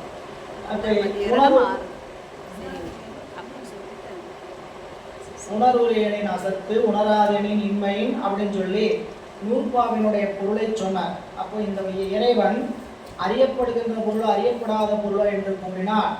உயிர்களால் அறியப்படும் உலகப் பொருள் அனைத்தும் தோன்றி நின்று அழிவது போல முதல்வனும் தோன்றி நின்று அழியும் பொருளாய் அசத்தாகி விடுவான். இறைவனை அறிய முடியும்னு சொன்னீங்கன்னா ஆயிடுவார் அவரும் உலகப் பொருள் போல அசத்து பொருள். இன்மையின் அறியப்படாத பொருள் சொன்னீங்கன்னா முயற்கொம்பு போல அவனும் என்ன ஆயிடுவான்? அறியாத பொருளாகவே ஆகிவிடுவான். இரு திறன் அல்லது முதல்வன் இவ்விருதிறத்தவனும் அல்லன். அதுதாவது அவன் உலகப் பொருள் போல அறியப்படும் பொருளும் அல்ல, ஒரு வகையால் அறியப்படாத பொருளும் அல்ல. அப்ப என்ன? 2 வகையில். அவன் 2 வகையும் உடையவன் அப்படின்னு என்னன்னு கேட்டீங்கன்னா, ஒரு வகையால் அறியப்படாத தன்மையும் வேறொரு வகையால் அறியப்படுதலும் உடையவனாகிய அவனை ஐம்பொறி மனம் முதலிய கருவிகளால் அறிய முடியாது. ஆனால் அவனது அருளால் அறிய முடியும். அப்படி அறிகின்ற பொருள் எதுன்னு கேட்டீங்கன்னா சிவசத்தாம் என. அவன் நமது கருவி அறிவால் உணரப்படாமையால் சிவமாய் நம்ம வச்சிருக்கிற பொறிகள் என்று சொல்லக்கூடிய கருவிகள் வாயிலாக அவனை அறிய முடியாதனால் அவன் எப்படிப்பட்ட பொருள்? சிவமாயும். அவன் அருளால் உணரப்படுவதால் அவன் சத்தாயும் இருப்பான். சிவசத்துங்கிறது என்ன பொருள் கேட்டீங்கன்னா, அவன் கருவி அறியப்படாதையும் சிவமாகவும் அவன் அருளால தான் அறிய முடியும்னால அவன் எப்படி இருக்கிறான்? சத்தா இருக்கிறான். அவனுக்கு பேர் என்னதுங்க? சிவசத்து. நம்ம 3ஐயும் பிரிச்சுக்க வேண்டியதா. பதி சிவசத்து, உயிர் சதசத்து, பாசம் சடசத்து. அவ்வளவுதான் இருக்கு. ரொம்ப விளக்கம்ல இல்லை. உயிர் இறைவன் சிவசத்து, ஆன்மா சதசத்து, அது சடசத்து. 3 சத்து தான் இல்ல. சிவசத்து அது உருவாற்றானும் உணரப்படாமைனால் அது சிவம் அப்படி வச்சுக்கிட்டா அது நிலைத்த பொருள். உருவாற்றானும் உணரப்படாத பொருள் அல்ல, ஒருவாறு உணரப்படும் பொருள். அதான் சொல்றார், உருவாற்றானும் உணரப்படாதுன்னு சொல்லிட்டு என்ன ஆயிடுங்க? சூனியமாய். அப்போ அவன் அருளால் அவன் என்ன பண்ணலாம்? உணரலாம். அதான் சொல்றேன், அவன் இரண்டு வகையும் உடையவன். என்ன? ஒரு வகையால் அறியப்படாத தன்மை உடைய. இது என்னங்க? பாசஞானம். ஒரு வகையால் அறியப்பட முடியாதுன்னா பாசஞானத்தாலேயோ பசுஞானத்தாலேயோ அவன் என்ன பண்ண முடியாது, அறிய முடியாது. ஒரு வாற்றால் உணரப்பாடும்னா பதிஞானத்தால் அறியலாம். பதிஞானத்தால் அறியப்படும் பொருளாகவும் பாசஞானம் பசுஞானத்தால் அறிய முடியாத பொருளாகவும் இருப்பதனால அவனுக்கு பேர் என்னதுங்க? சிவசத்து. இல்ல அப்ப நாம சதசத்து அப்படிங்கிறதுக்கு ஏழாம் நூற்பால பொருள். சடசத்து எதுங்க? ஆணவம் கண்மம் மாயை என்று சொல்லக்கூடிய உலக பொருள் எல்லாம் சடசத்து என்று இந்தவாறு இந்த நூற்பாவுக்கு இவ்வாறு மெய்யுணை நடைபெற்றோ சொல்லுவாங்க. இந்த நூற்பா 2 அதிகரணங்களை உடையது. 2 அதிகரணம் என்ன? முதல் அதிகரணம் எதை நிறுவுறார்? உணரக்கூடிய பொருள்லாம் அசத்து, உணராத பொருள்லாம் சூன்யம், இதை சொல்ல வருகிறார். 2வது இருதிறன் அல்லது சிவசத்தாம் என 2 வகையில் இசைக்கும் மண்ணுலகு. முதல் கூறு அசத்தினுடைய வரையறை செய்கிறார். எந்த பொருள் அசத்து பொருள் தெரிஞ்சாத்தான சத்து எதுன்னு உறுதியாக நம்புவீங்க. பொருள் இருக்கிற பொருள்ல எந்தெந்த பொருள்லாம் இருக்கு? பதி இருக்கு, பசு இருக்கு, பாசம் இருக்கு. இதுல சத்து பொருள் எது, அசத்து பொருள் எதுங்கிறதுல சத்து அசத்து பொருள் எது, ஜட பொருள் எது? இந்த ஜட பொருளுங்கிறத விட அசத்துங்கிறது என்ன பொருள்னு கேட்டீங்கன்னா மாறுபாடு அடைகின்ற தன்மையுடைய பொருளுக்கு பேர் தான் அசத்து. ஜடம்ங்கிறதோட என்ன வச்சுக்கணும்னு கேட்டீங்கன்னா அதான் சொல்ற, முதல் கூறு அசத்தினுடைய வரையறையும் 2வது கூறு சத்தினுடைய வரையறையும் சொல்கிறார். இது நூற்பாவில உணர்வு அசத்து எனின் அப்படிங்கிற நூற்பாவை பொருள் எடுத்துக்கிட்டார். இதுல 2 சமயவாதிகள் வர்றாங்க, தார்க்கிகர் சாங்கியர். அவங்க என்ன சொல்றாங்கன்னு கேட்டீங்கன்னா இந்திய தத்துவ நியாய நூல்களில் தார்க்கிகர் எனப்படுவர் நியாயம் வைஷேடிகர், அதெல்லாம் சும்மா காதில் கேட்டுங்க. நியாயம் வைஷேடிகன் என்ற 2 பழமையான கொள்கைகள் உண்டு. அவை தர்க்கம் என்னும் பொது பெயரால் வழங்கப்படும். 24 சமயங்களில் நியாயம் வைஷேடிகம் இப்படி சமயங்கள்லாம் தத்துவ ஞானத்தில் உண்டு. அந்த சமயவாதிகள் 2 பேருக்கு என்ன பேருன்னு கேட்டீங்கன்னா தார்க்கிகர்கள். தர்க்கத்தை முழுமையாக வரையறை செஞ்சவன். இதுதான் லாஜிக், இதுதான் தர்க்கம், இதுக்கு மேலே கிடையாது. அப்படிப்பட்ட தர்க்க நூலாளர்களையே மறுக்கின்ற சமயம் சைவம். அப்போ அவங்களோட உயர்ந்த தர்க்கம் உடையவன்னு சொல்றதுக்கு தான் சிவபிரகாசில் 7வது பாடல சொன்னார். என்ன சொல்றார்? புறச்சமயத்தவர்க்கு இருளாய், அகச்சமயத்தவர்க்கு ஒளியாய், புகழ் அளவைக்கு அளவையாகி. 3வது சொல்ல என்னதுங்க? புகழ் அளவைக்கு அளவையாகி. அப்படின்னா புகழ் அளவை என்று சொல்லக்கூடிய தர்க்க நூல்களில் சொல்லப்படுகின்ற அளவைகளுக்கெல்லாம் அளவையை சொன்ன சமயம் சைவ சமயம். இல்லை, தர்க்கத்துக்கு பேர் போனவங்க யாருன்னு கேட்டீங்கன்னா தார்க்கிகர்கள். அந்த தார்க்கிகளுடைய அளவைக்கே தர்க்கத்துக்கு விடை தடையை உடைச்சவங்க யாருன்னு கேட்டீங்கன்னா சைவ சமயம். அதுக்கு அந்த நூலில் இருக்கக்கூடிய கொள்கையெல்லாம் நம்ம படிக்கணும். நம்ம அந்த பக்கம் போய் தர்க்கம்லாம் படிக்கிறது இல்லை. நமக்கு 24 சமயம் என்ன சொல்லுதுங்கிறது அதெல்லாம் ஒரு நாள் தனியாக உட்காந்து 24 சமயமும் என்ன சொல்லுது அப்படின்னு தனியாக பாடம் பார்க்கணும். 24 சமயத்துடைய கொள்கை தெரியணும். அவங்க சைவ சமயத்திலிருந்து எப்படி வேறுபடுறாங்க. அப்போ இதை படிக்காம நீங்கள் நூலுக்குள்ள சைவ சமயத்தினுடைய உண்மையான நிலையை தெரிஞ்சுக்க முடியாது. அதுக்கு தான் சங்கல்ப நிராகரணம், அதுக்கு தான் சிவஞான சித்தியார் பரபக்கம், அதுக்கு தான் 20 3 பகுதி இருக்குது சைவ சித்தாந்தத்தில். சங்கல்ப நிராகரணம் ஒரு குறிப்பிட்ட சமயத்தில் மறுக்குது, சிவஞான சித்தியார் பரபக்கம் சில சமயங்களே மறுக்குது, 20 ஒரு சில சமயங்கள் மறுக்கப்படுகிறது. இதெல்லாம் ஒட்டுக்கா பார்த்தோம்னா 24 சமயங்கள் அகச்சமயத்தை கூட மறுப்பது சங்கல்ப நிராகரணம். சரி, அங்கே விட்டுருவோம். இங்கே வந்துட்டீங்கன்னா 2 அதிகரணம். முதல் அதிகரணம் ஈண்டு அறிவினால் அறியப்பட்ட சுட்டு அசத்து என்றது. அப்படின்னா சுட்டறிவினால் அறிகின்ற பொருள் அனைத்தும் அசத்துங்க. சுட்டறிவினால், அறிவினால் என்ன அறிவு? சுட்டறிவினால், ஒவ்வொன்றையும் சுட்டி சுட்டி அறிகிற அறிவினால் அறிகின்ற பொருள் எல்லாமே அசத்து. எல்லாம் விளங்கிக்கீங்க. நம்மளுடைய கருவிகள் வாயிலாக ஒரு பொருளை அறிவதற்கு பெயர் சுட்டறிவு. நம்மளுடைய ஆன்மாவினுடைய அறிவினால் அறிகின்ற அறிவுக்கு பேர் சுட்டறிவு அல்ல. ஆன்மா கருவிகளின் வாயிலாக ஒரு பொருளை அறிகிறது. அப்படி கருவிகள் வாயிலாக ஒரு பொருளை அறிகின்ற அறிவுக்கு பேர் தான் சுட்டறிவு. அறிவினால் ஒரு பொருளை அறிந்தீங்கன்னா உங்களுக்கு பேர் உணர்வு. உணர்வு வேறு, அறிவு வேறு. மணிவாசகர் பெருமான் சொல்லிய பாட்டின் பொருள் உணர்ந்து இல்ல, பாட்டோடைய பொருளை உணரணும் அறிவில். பாட்டோட பொருளை அறிகிறது வேற இல்ல. காதில் கேட்டீங்க, நமக்கு ஆன்மாவுக்கு அறிவுக்கு இந்த வரி இதுதான் சொல்லுது பொருளும் அறியும். அது உணர்வினால் அறிவதற்கு பேர் தான் மெய்யுணர்தல் இல்லை. அப்போ அதனால தான் வள்ளுவர் அறிவுடைமைன்னு ஒரு அதிகாரம் வச்சாரு, மெய்யுணர்தல் ஒரு அதிகாரம் வச்சார் இல்லை. இப்போ மெய்யுணர்தல் என்பது என்ன? ஞானம். அறிவு கருவிகள் வாயிலாக அந்த மெய் எப்படி உணரும்? நீ கருவிகள் வாயிலாக உயிரினுடைய அறிவு அறிஞ்சுன்னா அதுக்கு பேர் சுத்தறிவு தான். புரியல? அது என்ன ஆகும்? நம்ம அறிவிலிருந்து போயிடும், நிச்சயமா போயிடும். நீங்க புறக்கருவிகள் வாயிலாக விடயத்தை அறிஞ்சிருந்தீங்கன்னா அந்த அறிவு என்ன ஆயிடும்? ஒரு நாளைக்கு போயிடும். எப்பேற்பட்ட பொருள் அறிஞ்சு வச்சிருந்தீங்கனாலும் என்ன ஆயிடும்? போயிடும். இப்போ 100 பொருள் படிச்சு வச்சிங்களா, 100 பாட்டை படிச்சு வச்சிருக்கீங்களா, படிக்காம ஒரு 3 மாசம் விடுங்க. 10 நாள் தாங்க படிக்காம விட்டோம், சரிங்களா? ஒரே தடுமாற்றமா இருக்குது அப்படின்னு. ஆமா, புரியுங்களா? பாத்திரத்தை கழுவிட்டே இருக்கணும். கழுவாம விட்டீங்கன்னா என்ன ஆகும்? பாத்திரம் அழுக்கு. அறிவு எப்படி எதனால அறிஞ்சது? கண்ணினால பார்த்தீங்க இல்ல, செவியினால கேட்டீங்க, படிச்சீங்க, அறிவுல கொண்டு போய் புத்தியில கொண்டு போய் ஸ்டோர் பண்ணியிருக்கிறீங்க.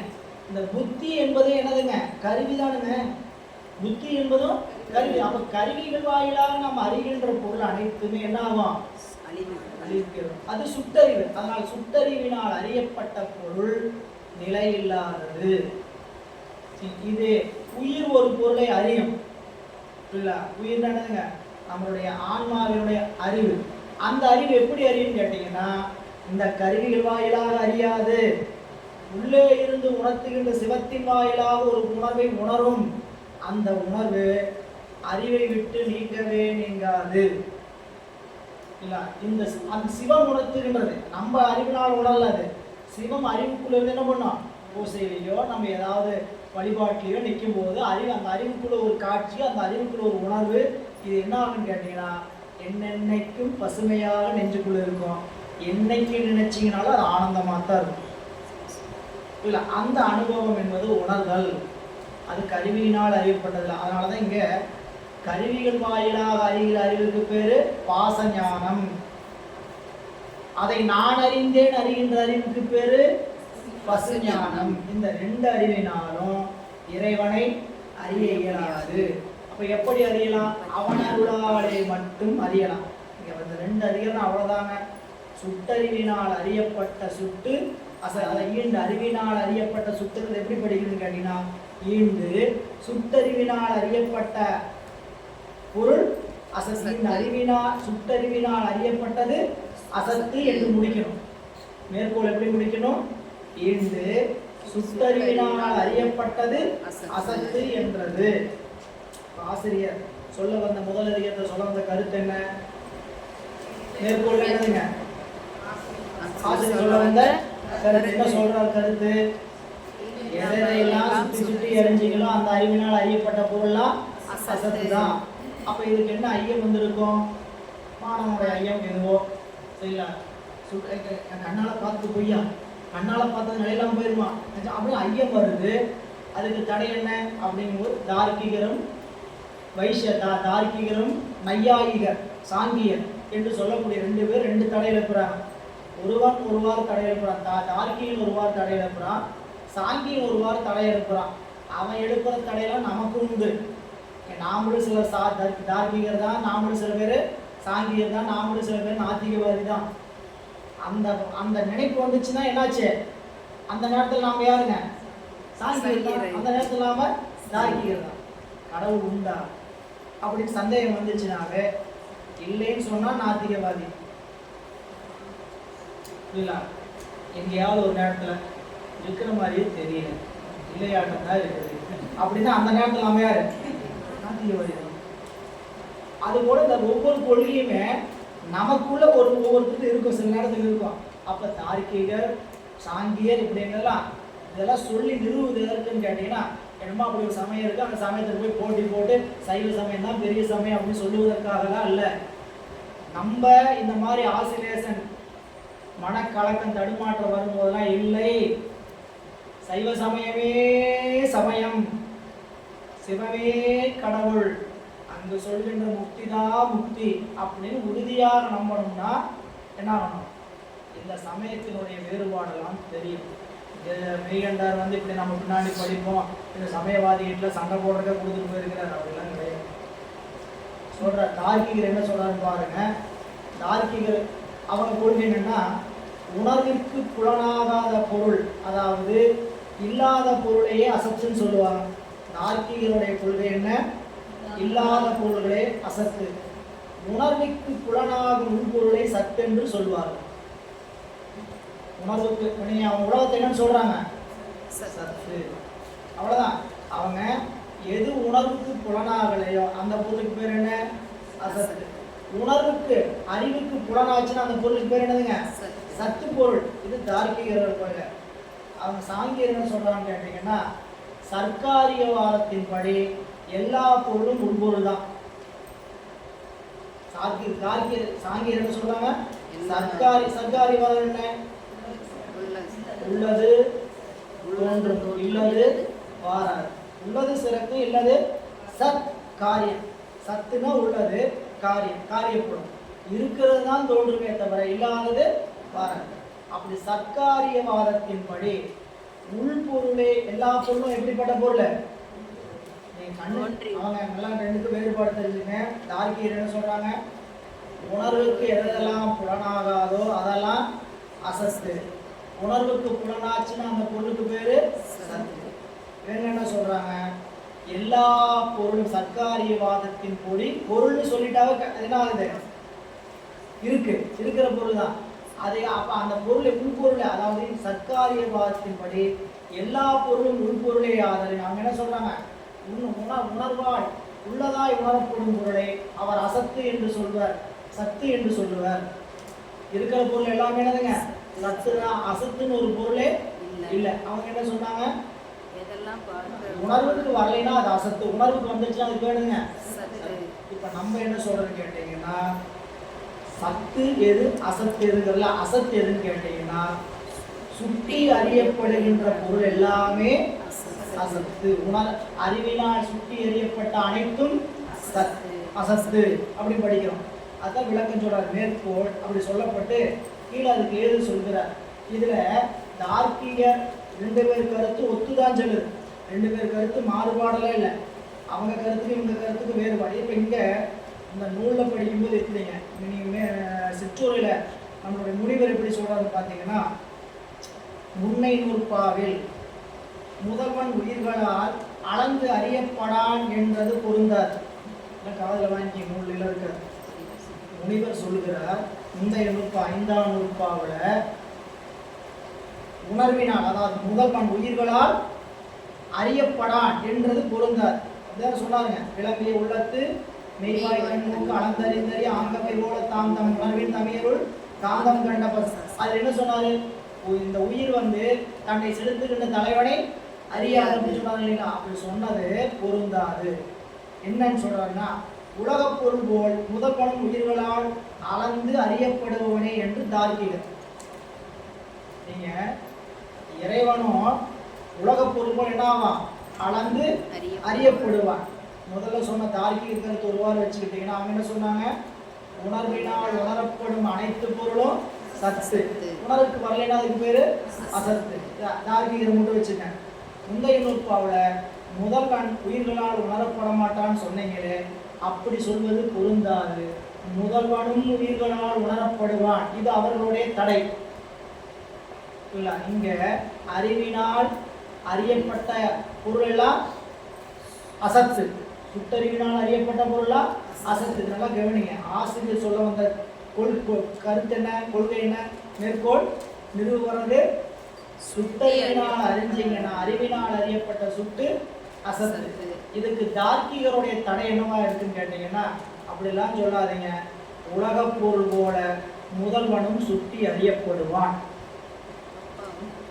அது முதல்வன் அசத்தா சத்தா அதுக்கெல்லாம் தேவையில்லை. என்ன எங்களுடைய லாஜிக் என்னன்னு கேட்டீங்கன்னா, உலகப் பொருள் போல் இறைவனும் அறிவினால் சுட்டி அறியப்படுவான். இது தார்க்கீகருடைய கொள்ள. அடுத்தது சாங்கியர் சொல்றாங்க, பொருள்கள் எனப்படவன் எல்லாம் உள்ளவே ஆதலால் சத்தேயாம், உயிர்களால் அறியப்படுகின்ற உலகம் சத்தேயாம் என சாங்கியரும் கூறுவர். அதுக்கு தார்க்கீகர் என்ன சொல்றாங்கன்னு பார்த்தீங்கன்னா, மனத்தார் சொல்ற தார்க்கீகர் மறுத்ததற்கு பொருள் எனப்படவன் எல்லாம் உள்ளனவே ஆதலின் சத்தேயாம், உயிர்களால் அறியப்படுகின்ற உலகம் சத்தேயாம் என சாங்கியரும் கூறுவர். அவங்க உலகத்தையும் சத்துங்கிறாங்க, முதல்வனும் அறியப்படுவான், அவனும் சத்துதான். இது தார்க்கீகரோட முதல் 2 வரி தார்க்கீகரை மறுக்கிறது தான் எழுது. மேற்கொள்ளுவாங்க, இந்த அறிவினால் அறியப்பட்ட சுட்டு அசத்து. அதுக்கு ஏது என்ன சொல்றான்னு கேட்டீங்கன்னா, அவைதான் பிரகாசமாய் நின்றே அப்பிரகாசமாய் நின்றான். ரொம்ப அருமையான ஏதுங்க. இங்க பிரகாசம், ஏற்கனவே ஒரு பிரகாசத்தை படித்தோம் 4ஆம் வகுப்பால. அந்த இடத்துல வேறு பொருள் விளக்கம் சொன்னார். இதெல்லாம் நீங்கள் ஒப்பிட்டு வீட்டில் ஒரு குறிப்பெடுத்து பார்க்கணும். சரிங்களா? அங்கே பிரகாசங்கிறதுக்கு என்ன, இங்கே பிரகாசம்ங்கிறது. இங்கே வந்துட்டீங்கன்னா, இங்கே பிரகாசம் என்பது அவைதான் விளக்கமாய் நின்று, எப்படி தூளத்தில் விளக்கமாய் நின்று சூக்குமத்தில் விளக்கம் பெறாமல் இருக்கும். எவைதான் ஈண்டு அறிவினால் அறியப்பட்ட பொருள்கள் அசத்து அப்படின்னு சொன்னார் இல்லைங்களா? அசத்துங்கிறது எதை வச்சு சொல்றேன்னு கேட்டீங்கன்னா, தூள நிலையில நிற்கக்கூடிய நிலையில அவை அசத்து. புரியல? சூக்கும நிலைக்கு போகும்போது அந்த பொருள் சத்து தான். ஏன்னா அது காரணத்துல போய் ஒடுங்கும். அப்போ இங்க அசத்து சத்துங்கிறது என்னன்னு கேட்டீங்கன்னா, அறிவினால் அறியப்பட்ட போது அது மாறுபாடு அடைகின்ற தன்மையுடைய பொருளா இருக்கும். அறிவினால் அறியப்படாத இடத்துக்கு போகும்போது என்ன ஆகும்? சூக்குமத்துக்கு போகும்போது அது அசத்து பொருளாகும். அதை அவைதான் பிரகாசமாய் நின்று அப்பிரகாசமாய் நிற்றலாம். இந்த பொருள் பாருங்க, மேற்கூறிய அச்சுட்டு பொருள்களாகிய பிரபஞ்சம் பிரம்மாவினால் படைக்கப்பட்ட பொழுது உள்ளது என்று உணர்விற்கு வினயமாக காணப்பட்டு, உள்ளது என்னும் உணர்வை உண்டு பண்ணும் அந்த பிரபஞ்சமே உருத்தினால் அளிக்கப்பட்ட பொழுது இல்லை என்று உணரும் உணர்வுக்கு விடயமாய் காணப்படாமல் இல்லை என்ற அறிவை உண்டு பண்ணும். ஆகவே உள்ளதென்றும் உணரும் பிரபஞ்சம் இல்லை என்ற உணர்வும் படும். ஆதலால் இந்த அறிவினால் அறியப்பட்ட சுட்டு அசத்தி என மேற்கோளில் கூறப்பட்டது. அதாவது இப்போ உணர்வுக்கு பிரபஞ்சம் எட்டுது, அப்படி எற்ற பொருள் உணரப்படாத நிலைக்கு போகும். அதை வச்சுதான் நாங்கள் என்ன சொல்றோம்? அசத்துன்னு சொல்றோம். இந்த அசத்துங்கிறதுக்கு என்ன பொருள் கேட்டீங்கன்னா, மாறுபாடடைகின்ற தன்மை, நிலைத்த தன்மை இல்லாத சத்து. புரியுங்களா? அந்த சத்து தான் எப்படிப்பட்ட பொருள்? மாறுபாடு அடைகின்ற தன்மையுடைய சத்து. அதை நீங்க சைவ சித்தாந்தம் சொல்கின்ற அந்த தர்க்கத்தை விளங்கிக்கணும். சத்துக்கும் அசத்துக்கும் என்ன வேறுபாடு அப்படிங்கும் போது அதுதான் காட்டுறார். இனி அதுக்கு எடுத்துக்காட்டு வெண்பா நமக்கு பார்த்தோம். பக்கம் 181 161. அசத்து அறியாய் கேள்வி, அறிவு அறிந்த எல்லாம் அசத்தாகும். மெய்கண்டான் ஆயின் அசத்து அலாய், நீரில் எழுத்தும் நிகழ்கனவும் பேய்த்தேரும் ஓரில் அவை இன்றாமாறு ஒப்பு.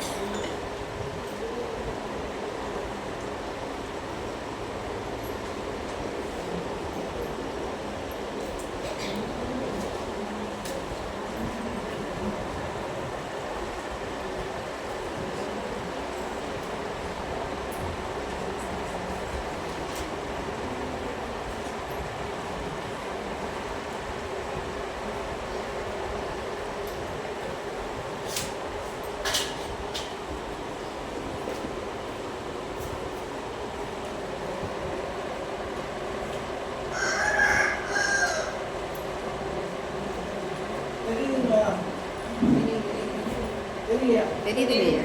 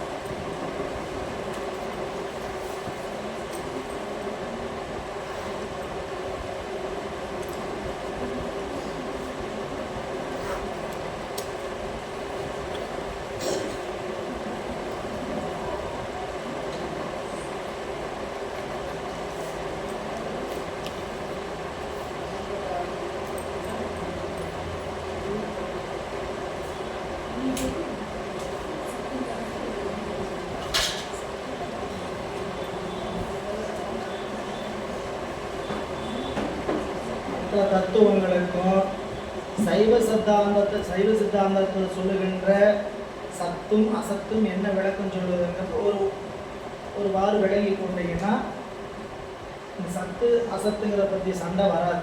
நமக்கு நம்ம அறிவுக்குள்ள எது சத்து எது அசத்து எல்லாமே சத்து தான் செய்யலாம். அவங்கள பொறுத்த வரைக்கும் மற்ற தத்துவங்கள் என்ன சொல்றாங்க? அசத்துனா இல்லாத பொருள், சத்துனா உள்ள பொருள். உள்ள பொருள் அனைத்துமே சத்து தான்.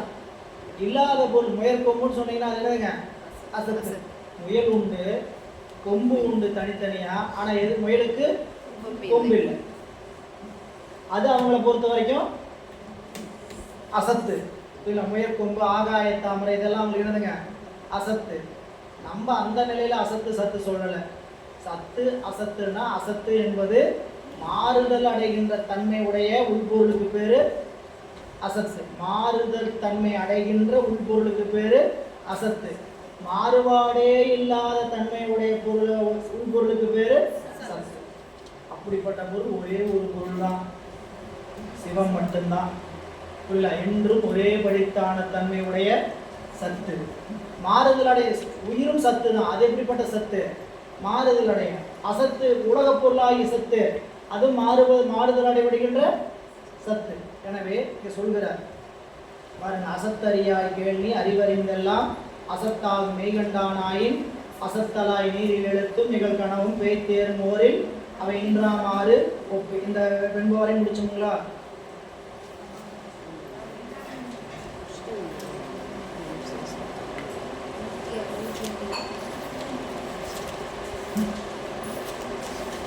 இனி 165 வரைக்கும் முடிச்சிட்டீங்க.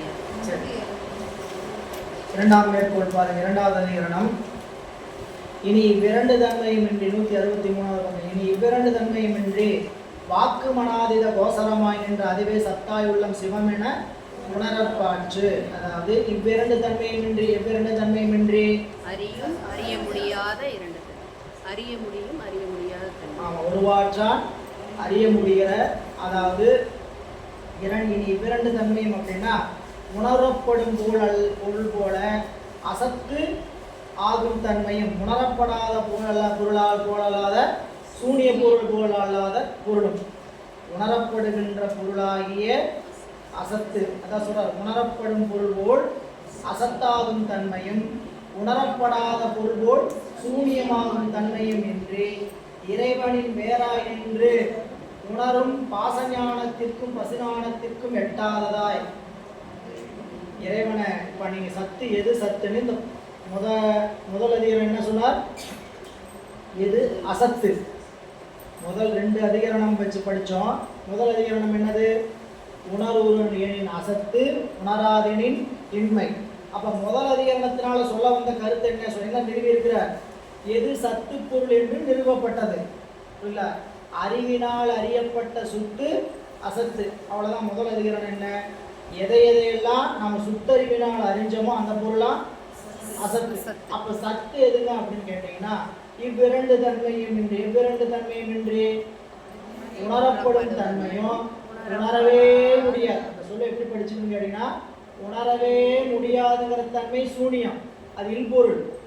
உணரக்கூடிய பொருள் உள்பொருள், உணராத பொருள் இல்பொருள். இவ்விரண்டு தன்மையும் இன்றி, அப்ப இன்னொரு தன்மை, இவ்விரண்டு தன்மையும் இன்றி வாக்கு மனாதீதம், வாக்குகளாலும் மனங்கிற கருவிகளுக்கும் எட்டாது. அதான் என்னதுங்க, இரண்டு தன்மையும் இன்றி சொன்ன மேல சொன்னீங்களா, வாக்கு மனங்களுக்கு எட்டாம ஆனா எட்டுகின்ற தன்மையாய் கோசரம், கோசரம் என்னதுங்க, எட்டுவது.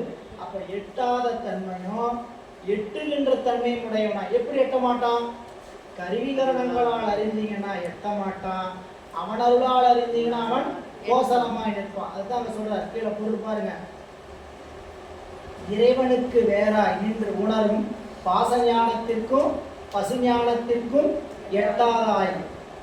எட்டாததால் அவ்விரண்டு ஞானங்களின் விருத்தியை கடந்து நின்று, இவ்விரண்டு ஞானங்களின் விருத்தியை கடந்து நின்றுனா இந்த கருவிகரணங்கள் எல்லாம் விட்டு நான் அறிகிறேங்கிற நினைப்பை விட்டு இந்த ரெண்டையும் கடந்து நிற்கக்கூடிய இடத்துக்கு பேர் தானதுங்க அதீதம்.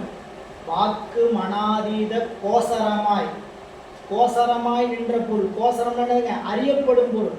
கோசரமா நெருங்கி நிற்கக்கூடிய பொருள், அறியப்படும். வாக்கு மனாதீதன்னு சொன்னா எட்டாதவன், வாக்குகளாலும் மனங்கர கருவிகளாலும் எட்ட முடியாத நிலை. அது எதுங்க, தத்துவங்களை எல்லாம் கடந்த நிலை. அப்படிப்பட்ட இடத்துல கடந்து நிற்பவனாய், நமக்கு எட்டுபவனாய், நெருங்கி நிற்பவனாய். எப்படி? அதான் சொல்ற, அவ்விரண்டு ஞானங்களின் விருத்தி. என்ன ரெண்டு ஞானங்கள்? பாசஞானத்தாலும் பசுஞானத்தாலும் அறியாது. புரியல? அது நம்மளுக்கு சித்தியாலையும் சொல்ற, பாசஞானத்தாலும் பசுஞானத்தாலும் அறிதற்கரிய பரம்பரை, இதனாலே அறிய முடியாது. அது நீங்கள் சிவபிரகாசம் படிக்கும்போது இதே செய்தி தான், வேற வேற சொற்களில் வரும், நமக்கு புரியறதுக்காக வச்சிருப்பேன். சரிங்களா? பாசஞானத்தினால் அறிய முடியும்னு சொன்னீங்கன்னா அது அடிபொருளாயிரும். அறியவே முடியாதுன்னு சொன்னீங்கன்னா இல்பொருளாயிரும், சூனிய பொருளாயிரும். அப்ப எப்படி அறிய முடியுமான்னு கேட்டீங்கன்னா, ஒருவாற்றான் அறியப்பட மாட்டான், பாசஞானத்துக்கும் பசுஞானத்துக்கும் எட்ட மாட்டான், ஒருவாறு அறியப்படுவான். இது என்னது? அவன் அருளாலே அமைகின்ற பதிஞானம். பதிஞானம்னாலும் ஒண்ணுதான், சிவஞானம்னாலும் ஒண்ணுதான், அவன் அருளால் திருவருளால் உணர்கிறதுனாலும் ஒண்ணுதான். இது எல்லாமே பதிஞானம். இது ரொம்ப எளிமையா சிவபுராணம் சொல்றது. மாற்றம் மனம் கழிய நின்ற மறையோனே. மாற்றம் என்பது வாக்கு, மனம் என்பது பாசஞானம், பசுஞானம். இந்த ரெண்டுக்கு எட்டாமல் இருக்கக்கூடிய மறையோனே. அஞ்ஞானம் தன்னை எஞ்ஞானம் இல்லாதின் அஞ்ஞானம் தன்னை அகழ்விக்கும் நோக்கரிய நோக்கே நுணுக்கரிய நுண்ணுணர்வே. நுணுக்கரிய நுண்ணுணர்வு, அறிவுக்கறிவாய் என்று நமக்கு உணர்த்துகின்ற பதிஞானம். இது நிறைய பார்க்குற உலகெல்லாம் உணர்ந்து ஓதற்கு அறியவன். அப்படி இருந்தாலும் அவன் எப்படிப்பட்டவன்? நிலமுலாவிய நீர்மணி வேணியன் அழகில் சோதியன் அம்பலத்து ஆடுவான். இது இப்படிலாம் இறங்கி வருவான். அப்படி வந்து அவனை உணர்றதுக்கு என்ன வேணும்? மலர் சிலம்படி வாழ்த்தி. அந்த சிலம்படி தான் திருவருள். திருவடி, திருவருள், பதிஞானம், சிவஞானம் எல்லாம் ஒண்ணுதான். சரி, அப்ப அந்த திருவடியை உணர்த்தி அங்க சொல்ற, திருவடியினுடைய உபகாரத்தினால என்ன பண்ணலாம்? உணரலாம். அப்போ வணங்குங்க அப்படின்னு நாம் அங்க படிச்சோம். இங்க எனவே சொல்ற, இவ்விரண்டு தன்மையும் இன்றி வாக்கு மனாதீத கோசரமாய் நின்ற அதுவே. கீழே பாருங்க, அவ்விரண்டு ஞானங்களின் விருத்தியை கடந்த நின்று இறைவனோடு ஒற்றுமைப்பட்டு நின்று உணரும் அனுபவ ஞானத்திற்கு மட்டுமே எட்டுவதாய், அவனுடைய அருள ஒன்றி இருந்து இல்ல உணர்கின்ற அனுபவ ஞானத்துக்கு மட்டுமே எட்டுகின்ற பொருளாய் நிற்கின்ற, நின்ற அப்படின்னு நிற்கின்ற அதுவே. அந்த பொருள் என்ன? அது அவனா அவளா அப்படிலாம் சொல்லப்படாது. அதனால அது என்னதான் சொல்லப்படும்? அது. நீங்க பிரம்மசூஸ்திரம் அப்படின்னு சொல்லக்கூடியது, புரியல, வேதாந்த கொள்கைகளை படிக்கிறது, இதெல்லாம் படிச்சிங்கன்னா அது அப்படின்னு தான் சொல்லுவாங்க. யாரைங்க? பரம்பொருள், பிரம்மப்பொருள். நாம சிவங்குறோம், அவங்க என்னங்கிறாங்க? பிரம்மப்பொருளுமா. பிரம்மப்பொருள் என்னவாங்க? அது நீ அதுவாகிறாய். நீ யாராகிற? நினைச்சுக்கிட்டே இருந்தீனா சோகாஸ்மி அப்படின்னா, நீ உன்னை நினைச்சுக்கிட்டே இருந்தீனா, உன் அறிவுக்குள் உன்னை நினைச்சுக்கிட்டே இருந்தீனா என்ன ஆவ? நீ அதுவாகிறாய். நீ சிவனாகிறாயோ நீ அவனாகிறாயோ ஒரு பொருளை குறிப்பிட்டு சொல்ல மாட்டாங்க. நீ அதுவாய். ஏன் அதுவாகிறான்னு கேட்டீங்கன்னா அந்த பொருள் இந்த பொருள் என்று நம்ம வரையறுத்து சொல்ல முடியாது இல்ல. அந்த பொருளை நம்ம சிவங்கிறோம், ஒருத்தர் ஜீசஸ்ங்கிறாங்க, ஒருத்தர் அல்லாங்கிறாங்க. அந்த பொருள் ஒவ்வொருத்தருக்கும் வேறு பேர் தானே தவிர அந்த பொருள் ஒரு பொருள் தான், பல பொருள் கிடையாது இல்லை. அவங்களுடைய தத்துவமான கொள்கையெல்லாம் கிடையாது, அந்த கொள்கையெல்லாம் ஏற்புடைய கொள்கை கிடையாது அவங்க. ஆனால் பரம்பொருள் உண்டுன்னு சொல்லி ஒத்துக்கிறாங்க. அந்த பரம்பொருளுக்கு ஒரு பேர் வச்சுக்கிறாங்க அவங்க இல்லைங்களா. எல்லா பொருளுமே உடைத்தாய், அதான் இங்க சொல்ற அனுபவ ஞானத்துக்கு மட்டுமே எட்டுவதா என்கின்ற அந்த முதற் பொருள் இஃது என்று பிரமாணங்களால் அறியப்படாமை பற்றி என்ன பண்ண முடியாது, பிரமாணங்களால் அறியப்படாமை பற்றி அதுவே என மகா வாக்கியத்தால் கூறப்படும் அப்பதிப்பொருள் சத்தாகி சிவமே என்று உணரும் தன்மையுடையது. இதுதாங்க அதுன்னு சொன்னது என்னன்னு கேட்டீங்கன்னா அந்த மகா வாக்கியம் புரியுதுங்களா, பெரும்பொருள். நாம் படிக்கும்போது அது பேர் என்னங்க, மகா வாக்கியம் பெரும்பொருள். அது நம்ம பெரிய புராணம் படிக்கும் போதே தத்துவமசி இல்ல, அகம் பிரம்மாஸ்மி, ஒவ்வொரு வேதத்திலையும் ஒவ்வொன்று சொல்லப்பட்டது இல்ல. தத்துவமசின்னு ஒரு வேதம் சொல்லுது, ஒரு வேதம் அகம் பிரம்மாஸ்மின்னு சொல்லுது, ஒரு வேதம் சோகம் அஸ்மின்னு சொல்லுது. எல்லாம் ஒன்று தான் சரிங்களா, வேற வேற சொற்றோடு தான் மாறும். நீ அதுவாகின்றாய், அது முன்னால் உணரப்படும் அப்படின்னு வேற வேற பொருளை சொல்லி நமக்கு காட்டுவாங்க. எனவே அந்த அதுன்னு ஏன் சொல்லப்பட்டதுன்னு கேட்டீங்கன்னா இன்ன தன்மையன் என்று அறிய ஒண்ணா எம்மானை எளிவந்த பிரானை. இன்ன தன்மையன் என்று அறிய முடியாது, அவன் தான் என்னவா வரான், எளிவந்த பிரானாக. அண்டம் வைகும் வயற்பலனத்து அணி ஆரூர் ஆணை மறக்கலுமாமே. அப்ப இங்க இந்த மேற்கோள் என்ன சொல்ல வருதுன்னு கேட்டீங்கன்னா முதல் அதிகரணத்துல அசத்தின் இயல்பை கூறி இவ்விரண்டாம் அதிகரணத்தில் சத்தின் இயல்பை விளக்கமாக கூறுகிறார். முதல் நம்ம இந்த அசத்துங்கிறதுக்கு ரொம்ப தார்க்கிகர் சாங்கியெல்லாம் சொன்னாங்கன்னு அவ்வளவு நம்ம ஆழமாக புரிஞ்சுக்கலினாலும் எதையெல்லாம் நாம் கருவிகள் வாயிலாக சுற்றி அறிந்தோமோ அந்த பொருளை இந்த உலகத்தில் நிலை இல்லாத பொருளுங்க, அசத்துங்க புரியல. நம்ம அசத்துன்னு சொல்கிறதுக்கும் வேற கொள்கைக்காரங்க அசத்துன்னு சொல்கிறதுக்கு என்ன வேறுபாடுன்னு சொல்கிறது தான் ஒரு எழுதி போட்டது. இதை கொஞ்சம் ஆழமாக வாங்கிக்க. பிற தத்துவங்கள் சொல்லுகின்ற அசத்துக்கு பேர் என்ன, இல்லாத பொருளுக்கு பேரு அசத்து. சைவ சித்தாந்தம் சொல்கின்ற அசத்துங்கிறது பொருள் என்ன, நிலை பேறு உடையது, நிலை மாறும் சரிங்களா. இப்ப நம்ம சுட்டி எறிஞ்ச பொருளா நிலையா மாறுமா மாறாதா, இந்த உடம்பு சுட்டி எறியப்படுகிறது நிலை மாறுதா இல்லையா, இளமை புதுமை நிலை மாறும். அப்படி ஒவ்வொரு பொருளுமே நிலை என்ன ஆகுதுங்க மாறும். அப்ப சுட்டி எறிஞ்சோம்னா அந்த பொருள் என்ன ஆகுது, மாறுபாடு. அதை இந்த முதல் அதிகாரத்தில் வச்சார். ரெண்டாவது அதிகாரத்தில் எது சத்து அப்படின்னு கேட்டீங்கன்னா ஒருவாற்றான் அறியப்படாததும் ஒருவாறு அறியப்படுகின்ற இரண்டு தன்மையும் இன்றி வாக்கு மனங்களுக்கெல்லாம் எட்டாததாய், அது பாசஞானம் பசுஞானத்திற்கு எட்டாததாய் கோசரமாய் அவனுடைய அருளால் அறிகின்ற துணை உடையதாய் நிற்கின்ற அது எதுங்க, மகா வாக்கியங்களால் உணர்த்தப்படுகின்ற அந்த பிரம்ம பொருள் இன்ன பொருள் என்று நம்மளுடைய அறிவுக்கு வெளிப்படாததா இருக்கக்கூடிய பொருள் சத்து சிவம். அதுதான் சத்தாய் இருக்கக்கூடிய சிவம். இப்ப நாம படிச்சுட்டு இருக்கிற நூற்பாய் என்ன இலக்கணம் சொல்லுது, பதியினுடைய சொரூப லட்சணம், அவனுடைய உண்மை இயல்பு. அப்ப உண்மை இயல்புங்கிறது என்னதுங்க, எங்கும் கலந்து எல்லா இடத்தையும் கடந்து இருக்கக்கூடிய இடம். அந்த இடத்தை நம்மளால என்ன பண்ண முடியாது, கருவிகளால் உணர முடியாது. எப்படி உணரலாம், அவன் நின்று உணர்த்தும் போது இந்த கருவிகரணங்கள் எல்லாம் கடந்து நின்றுதான் உணர்வோம். இந்த அறிவினால் அந்த அறிவினால் உள்ள பெருமான் உணர்த்துவார். உணர்த்தும் போது எப்படி உணர மாட்டான்னு கேட்டீங்கன்னா இந்த கருவிகரணங்களுடைய உணர்வுகளை எல்லாம் கடந்துதான் உணர்வோம். ரொம்ப எளிமையா புரிஞ்சுக்குங்களேன். உடம்ப நினைச்சிட்டு இருக்கிற வரைக்கும் திருவருள் வெளிப்படாது. உடம்ப மறந்தோம்னா திருவருள் வெளிப்படும். இல்லைங்களா? இப்போ இந்த உடம்பு உணர்ந்து இந்த உடம்புக்குள்ள உடம்பு உணரும் போது வேற பொருளை உணர முடியுமா? உலக பொருளையே வச்சுக்கோங்க. என்ன உடம்பை பற்றி நான் நினச்சிக்கிட்டு இருக்கிறேன், உடம்பு முடியாமல் போச்சு, என் உடம்பை நினச்சிட்டு இருக்கிற நேரத்தில் புத்தகத்தை எடுத்து படித்து உட்காந்தா புத்தகம் புரியுமா? உடம்பு முடியாமல் போச்சு, காய்ச்சல் வந்துச்சு, உடம்பு சரியில்லாமல் படுத்துட்டு இருக்கிறோம், காதில் ஒளிப்பேலை ஓடுது, ஒளிப்பேலை போட்டு உடனே வச்சுக்கங்க. உடம்பை நோக்கி உயிர் நிற்குமா, அந்த நேரத்தில் அறிவை நோக்கி உயிர் நிற்குமான்னு கேட்டிங்கன்னா அவங்க பார்த்துக்கணும்.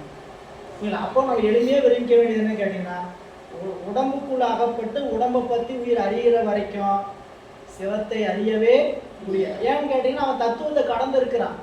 அவன் வாக்கு மனாதீதனாக இருக்கிறான்.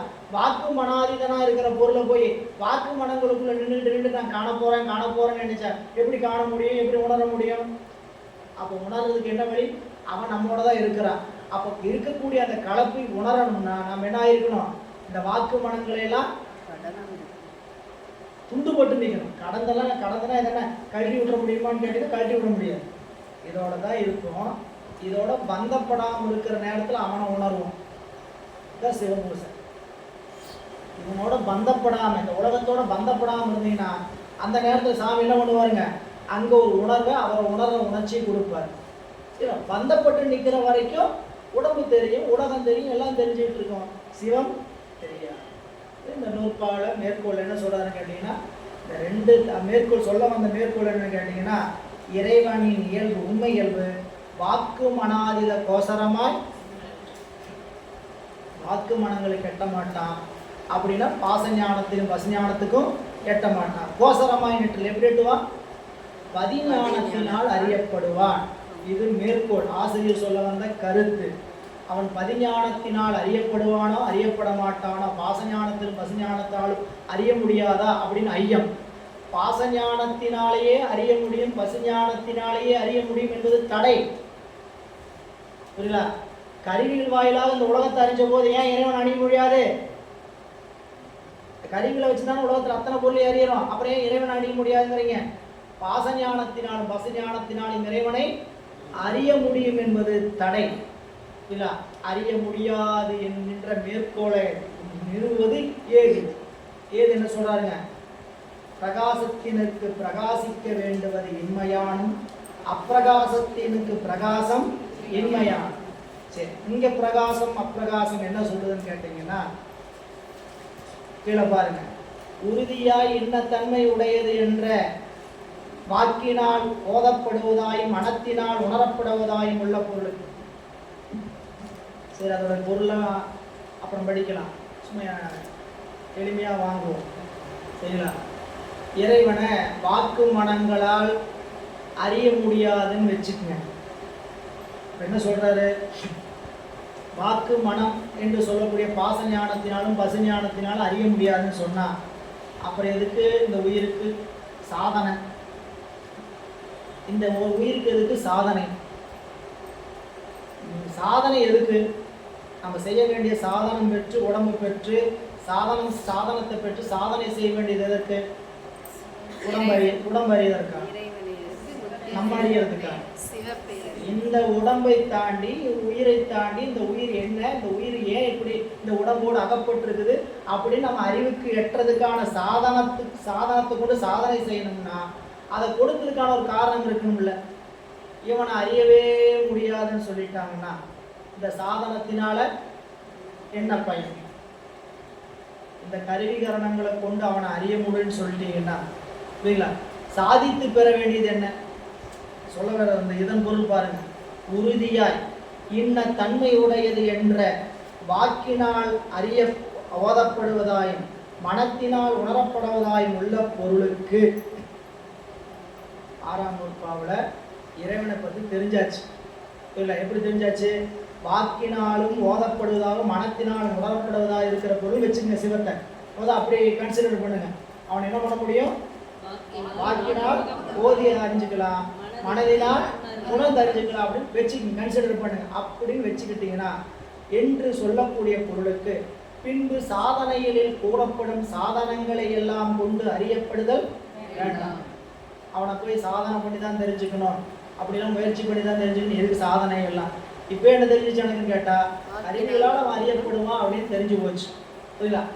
இன்னொரு வகையில் இன்ன தன்மையுடையது என்று அறியப்படாத பொருள் உறுதியாக சொல்லப்படாத முடியாத பொருள் ஆதலால் அப்பொருளுக்கு சாதனைகளில் கூறப்படும் சாதனங்களை கொண்டு அறியும் தன்மை இல்லை.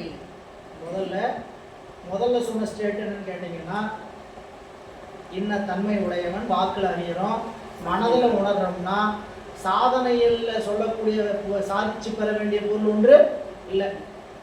சரிங்களா? இன்ன தன்மை அறிய முடியவே முடியாது அப்படின்னு சொல்றவனுக்கு சாதனையினால் என்ன பிரயோஜனம்?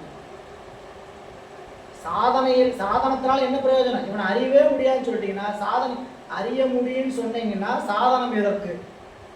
அறியவே முடியாதுன்னு சொன்னீங்கன்னா சாதனத்தினால் என்ன பயன்? கொடுக்கிற சாதனத்தினால என்ன பயன் என்று கேட்டு, அதான் பிரகாசத்துக்கும் அப்பிரகாசத்துக்கும். பிரகாசத்தினுக்கு பிரகாசிக்க வேண்டியது இன்மையான், அப்பிரகாசத்தினுக்கு பிரகாசம் இன்மையான். கீழே பாருங்க, அது பொருள். எனவே இனி விரண்டு தன்மையும் இன்றி வாக்கு மனாதிதமாய் நின்ற கோசரமாய் நின்ற அதுவே சத்தாயுள்ள சிவம் என்று உணரற்பாட்டு என்று மேற்கோள். அப்படின்னு சொல்ல வரான்னு கேட்டீங்கன்னா, இறைவனை ஒருவாறு அறிய முடியாது, பாசஞானத்தினாலும் பசுஞானத்தினாலும் அறிய முடியாது. அவனையே பதிஞானத்தினால் அறிய முடியும். அப்படி நிற்கிற பொருளுக்கு பேரு சத்தாயுள்ள சிவம். இப்போ கருவிகரணங்கள் எதுக்கு கொடுத்துருக்குறாங்க? அப்படி இந்த கருவிகரணங்களால் என்ன பயன் அப்படின்னு கேட்டீங்கன்னா, இந்த கருவிகரணங்களை கொண்டு நாம் இதெல்லாம் அசத்து இது கொடுத்துருக்கிறதுக்கான காரணம் அது தெரியாம இப்படி என்ன பண்ணுவோம்? சரிங்களா? இப்போ அது இறைவனை வந்து இந்த கருவிகரணங்களால் அறியவே முடியாதுன்னு சொல்றீங்களே, உயிரினால் அறியவே முடியாதுன்னு சொல்றீங்களே, பாசஞானத்திலே பசுஞானத்திலே அறிய முடியாதுன்னு சொல்றீங்களே. பாசஞானத்தை பசுஞானத்தை விட்டுருங்க, உயிருக்கு அறிவை இறைவன் கொடுக்கல, அறிவு இயல்பாகவே இருக்கு. சரிங்களா? இந்த பாசஞானம் சொல்லக்கூடிய உலக கருவிகளை இறைவன் கொடுத்ததோடைய நோக்கம் என்ன அப்படின்னா, அதை கொடுத்தாதானே அசத்து எதுன்னு தெரியும். அசத்து எதுன்னு தெரிஞ்சாதானே முதல் அப்புறம் சத்து எதுன்னு தேடுவோம். புரியல? கடையில் போய் வாங்கி ஆஃபர்னு வாங்கி ஆப் வச்சா தானே அப்புறம் இனிமேல் இந்த ஆஃபர் பொருளை வாங்கக்கூடாதுன்னு நினைப்போம். எடுத்தோடனே நல்ல பொருளையாக போய் நாடுவோம். முதல் வாங்க வேண்டியதை வாங்கி என்ன பண்ணுவோம்? ஏமாற வேண்டியதை ஏமாறதுக்கு அப்புறம் தான் ஓ இப்படி இனிமேல் இந்த பொருள் எந்த மாதிரி பொருள் என்ன பண்ணோம் பார்த்து பார்த்து வாங்க. எத்தனை காலமாக எக்ஸ்பைரி பார்க்காம வாங்கிட்டு இருந்தோம். முதல்ல அப்படி இருந்ததா? 5-10-20 வருஷத்துக்கு முன்னாடி அப்படி இருந்ததா? நோ எக்ஸ்பைரி, பொருள் எக்ஸ்பைரி பார்த்தா வாங்கணும். அந்த அறிவில் யாரும் இப்போ என்னாச்சு? எக்ஸ்பைரி பார்க்கணும். ஏன்னாச்சு? அனுபவம் வந்துருச்சு. சரிங்களா? இதெல்லாம் நம்ம எக்ஸ்பைரி பார்க்க வாங்கினா நாம் எக்ஸ்பைரி ஆகிடும் அப்படின்னு என்ன பண்ணோம்?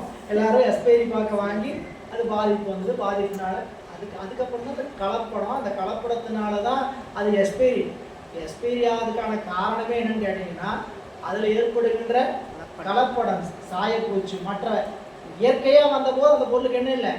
கலப்படம். அது அப்படி கெட்டு போச்சுன்னா பார்வையில் தெரியும்.